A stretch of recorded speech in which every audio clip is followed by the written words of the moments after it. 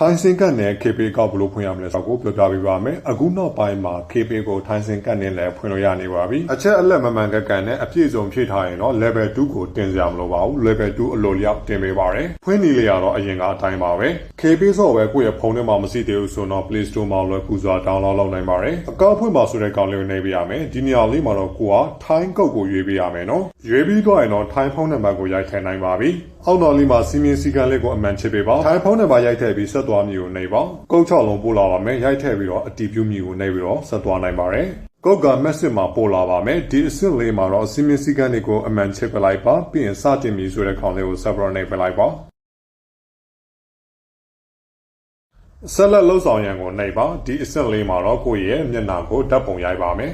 အုတ်ထုတ်တွေမျက်မှန်တွေတတ်ထားလို့မရပါဘူးမျက်နှာကိုသူပေးထားတဲ့သူပြထားတဲ့ဘောင်တွင်းမှာထားပြီးတော့ရရင်ပို့ပြီးတော့မြန်ပါတယ်နောက်တစ်ဆင့်မှာတော့ဒီလိုလေးပေါ်လာပါမယ်ကျေးဇူးပြုရဲ့မှတ်ပုံတင်ကိုရွေးပါ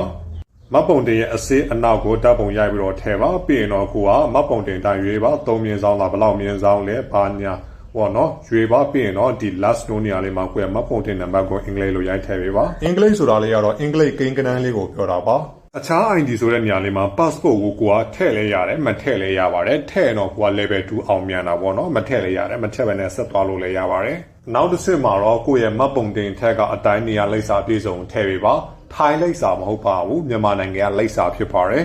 ဒီနေရာလေးမှာတတိထားမဲ့အချက်လေးကတော့ကိုယ့်ရဲ့နာမည်ကိုအင်္ဂလိပ်လိုထည့်ပါမြန်မာလိုထည့်မိရင်တော့အောက်ကဆက်သွားပြီဆိုတဲ့စာသားလေးလုံးဝကိုမပေါ်ပါဘူး email ဆိုတဲ့နေရာလေးမှာတော့ထည့်လဲရတယ်မထည့်လဲရပါတယ်ညွှန်းပေးသူအမျိုးအစားမှာကိုကြရရွေးပါပြီးရင်ဆက်သွားမည်ကိုနှိပ်ပါဆိုလိုတာကတော့ KBZ ပဲအကောက်ကိုဘယ်သူကညွှန်းပေးလုံးဖွင့်တာလဲပေါ့နော်နောက်တစ်ဆင့်မှာတော့စကူဝဲ6လုံးရိုက်ထည့်ပေးရမယ်ကိုယ့်ရဲ့ KBZ ပဲအကောက်ရဲ့စကူဝဲဖြစ်တာပေါ့နော်အရန်အရေးကြီးပါတယ်ဘယ်သူမှလည်းမပြပါနဲ့ဘယ်သူမှလည်းမပို့ပါနဲ့ပေါ့နော်စကူဝဲကို2ချိန်2ခါရိုက်ထည့်ပေးရပါမယ်ဆိုလိုတာကတော့ကိုကြိုက်တဲ့စကူဝဲ6လုံးကိုရိုက်ထည့်ပါပြီးသွားရင်တော့အဲ့ဒီစကူဝဲအတိုင်းတူကိုနောက်တစ်ခါထပ်ရိုက်ထည့်ပေးရပါမယ်စုပေါင်း2ခါလုပ်ပေးရပါမယ်နောက်တစ်ဆင့်မှာတော့ဒီလိုလေးပေါ်လာပါမယ်ဒီလိုလေးပေါ်လာရင်တော့ KBZ အကောက်ကိုလွယ်လွယ်ကူဖွင့်လို့ပြီးသွားပါပြီအချက်လက်မမှန်ကန်နဲ့အပြည့်အစုံဖြစ်တာရင်တော့ level 2ကို auto တင်ပေးပါတယ် level 2တင်စရာမလိုပါဘူးဒီဗီဒီယိုလေးကတော့အားလုံးအတွက်အရင်အောင်ကြိုးစီမဲ့ထင်ပါတယ်အားလုံးကျေးဇူးတင်ပါတယ်အားလုံးပဲအဆင်ပြေကြပါစေ